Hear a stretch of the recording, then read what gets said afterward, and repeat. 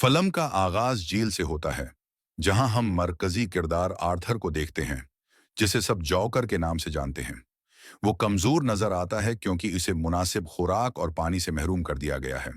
हम ये भी जानते हैं कि आर्थर जॉकर जेल में क्यों पहुंचा। हकीकत में उसने अवामी तौर पर 5 लोगों को मारा था, जिसकी सजा उसे मिल रही थी। हालांकि उसने 5 लोगों को मारा था, लेकिन उसने जो तरीका इख्तियार किया था, वो उसे मशहूर बना गया। इस वक्त वो जॉकर के किरदार में मुकम्मल तौर पर मलबूस था, जिसने उसे हटा दिया था। इतनी शहरत दिलाई कि उस पर एक टीवी फिल्म भी बनाई गई। कई लोग इस फिल्म के मदाह बने और वो आर्थर को बेगुनाह समझने लगे। वो मानते हैं कि आर्थर ने वो 5 लोग मारे क्योंकि वो सब बड़े थे और आर्थर को मुसलसल तंग करते थे, जिसकी वजह से उसने ये इंतहाई कदम उठाया। ताहिम बाकी सबकी नज़र में वो एक मुजरिम है क्योंकि उसने लोगों को मारा। आर्थर जेल में बहुत दिनों से कैद है और उसकी सजा के बारे में कुछ भी वाज़ेह नहीं है क्योंकि उसका मुकदमा अभी तक अदालत में नहीं सुना गया। आर्थर को हर जगह बेसुकूनी है महसूस हो रही थी क्योंकि उसे हर तरफ तंग किया जा रहा था।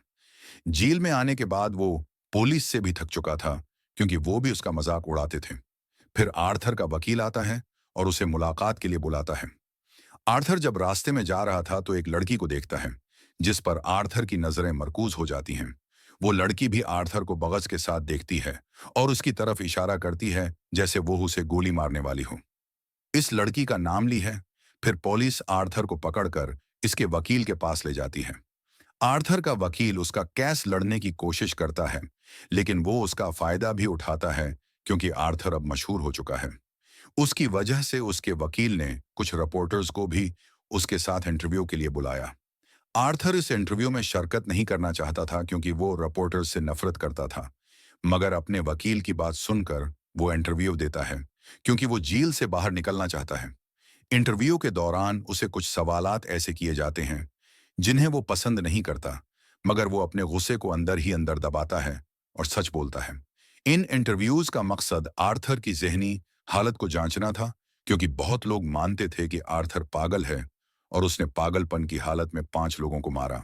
इंटरव्यू के बाद जब आर्थर को वापस जेल ले जाया जाता है, एक पुलिस एहलकार उसे म्यूजिक रूम में ले जाता है, जहां हर कोई अपनी मौसीकी में मसरूफ होता है। वहां ली भी मौजूद होती है और दोनों का मुलाकात होती है।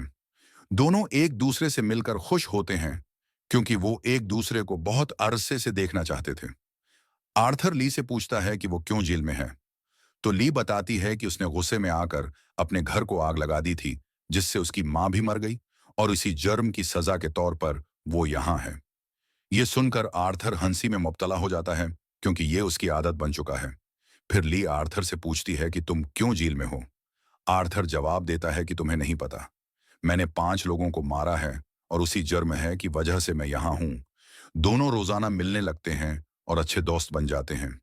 एक दिन ली आर्थर से कहती है कि हमें यहाँ से भाग जाना चाहिए, लेकिन आर्थर इनकार करता है क्योंकि उसे खौफ है कि पुलिस उसे मार डालेगी। ली आर्थर को पसंद करने लगती है और वो उसके साथ अपनी जिंदगी गुजारना चाहती है।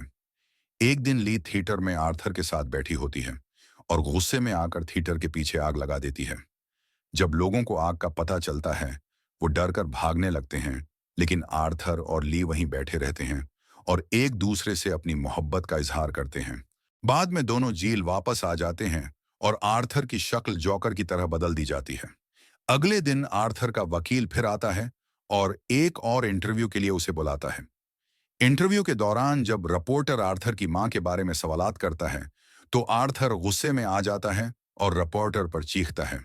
इस इंटरव्यू के बाद ली की सजा खत्म हो जाती है और वो जेल से हट जाती है, बाहर आ जाती है। आर्थर का मुकदमा अब अदालत में पेश किया जाता है और उसके मदाह उसके हक में बाहर एहतिजाज करते हैं। मुकदमे की समाअत के दौरान आर्थर का वकील उसके दिफा में बोलता है, जबकि मुखालिफ वकील उसे कातिल साबित करने की कोशिश करता है। आखिरकार आर्थर की हालत पर बहस होती है कि वो जहनी तौर पर बीमार है और उसने अपनी हिफाजत के लिए कत्ल किया।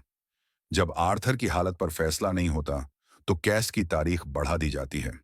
आर्थर की वकील ली उससे कहती है कि तुम्हारा केस जीतना बहुत जरूरी है, वरना तुम्हें सजा मिल जाएगी। एक दिन है। आर्थर की वकील आकर उसे बताती है कि ली ने उससे झूठ बोला था और वो जेल में आकर आर्थर से मिलने के लिए पैसा देकर आई थी। आर्थर गुस्से में आकर उससे सवाल करता है, तो ली है अकरार करती है कि उसके वालिदीन जिंदा हैं और उसने झूठ बोला ताकि वो आर्थर से मिल सके। वो कहती है कि उसने उससे मोहब्बत की और चाहती थी कि आर्थर जेल से बाहर आकर उसके साथ जिंदगी गुजारे। आर्थर का मुकदमा जारी रहता है और आखिरकार आर्थर खुद को जज के सामने पेश करता है। वो जॉकर के रूप में अदालत में आता है और अपना केस खुद लड़ने का फैसला करता है। अदालत में आर्थर है का एक साथी गवाही देता है कि उसने जॉकर को लोगों को कत्ल करते हुए देखा था और वो आर्थर में छुपे जोकर को पहचानता था। आर्थर का गुस्सा बढ़ जाता है और वो पुलिस पर इल्जामात है लगाते हुए अपनी बातें कहता है। आखिरकार आर्थर अदालत में हुंसते हुए सजा को कबूल करता है और उसके बाद एक धमाका होता है जिससे पूरा अदालत तबाह हो जाता है। आर्थर उस मौके पर हंसता है, वहां से भागकर ली के पास पहुंचता है। वो उसे कहता है कि दोनों कहीं दौड़ जाकर अपनी जिंदगी गुजारेंगे, लेकिन ली उसे धत्कारते हुए कहती है कि वो अब उसके साथ नहीं रहना चाहती क्योंकि आर्थर ने जल्दी हार मान ली। उसकी बातें आर्थर को तोड़ देती हैं और वो मायूस हो जाता है।